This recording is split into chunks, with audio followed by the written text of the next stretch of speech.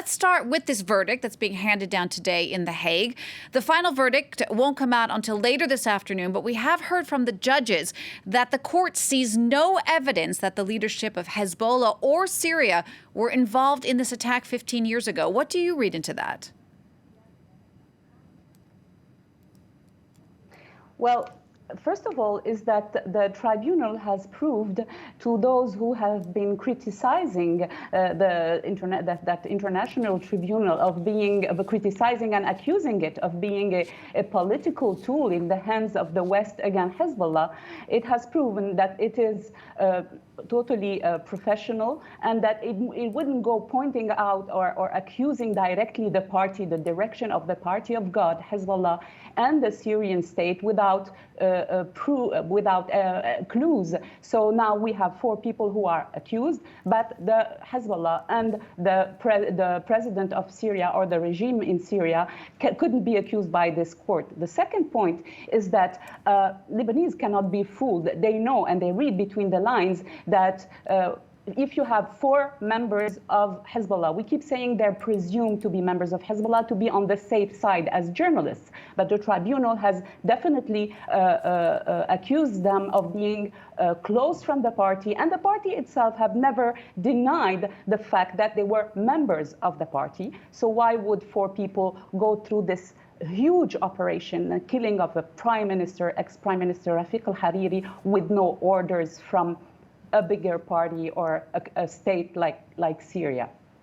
Sofia, what kind of effect did this attack have on people in Lebanon? It happened 15 years ago. How closely are people watching the verdict today? They are watching, actually, the verdict, even though Lebanese are really too busy struggling with the several crises they have to face here.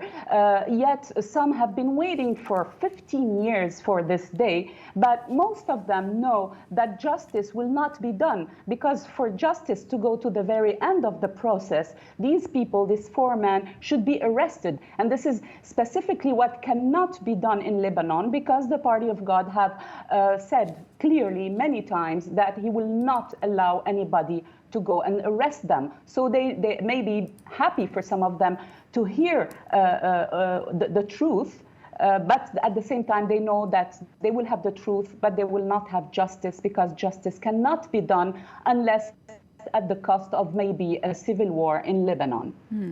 Sofia, this verdict, of course, is coming not just 15 years after this initial attack, but 15 days after another devastating explosion in Beirut that left close to 200 people dead. Can we draw any parallels between these 2 events? Definitely.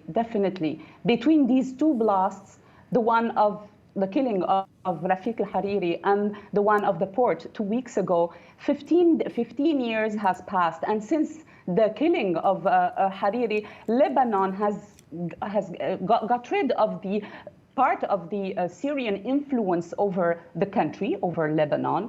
But at the same time, Hezbollah grew stronger politically and militarily with the war in Syria, his participation in Yemen, and it has become a very, very strong player in Lebanon, to the extent that some consider that Lebanon is about to become an Iranian satellite. So between these 2 dates, Lebanon has plunged into many crises. Hezbollah has become stronger, and today the country is more the support.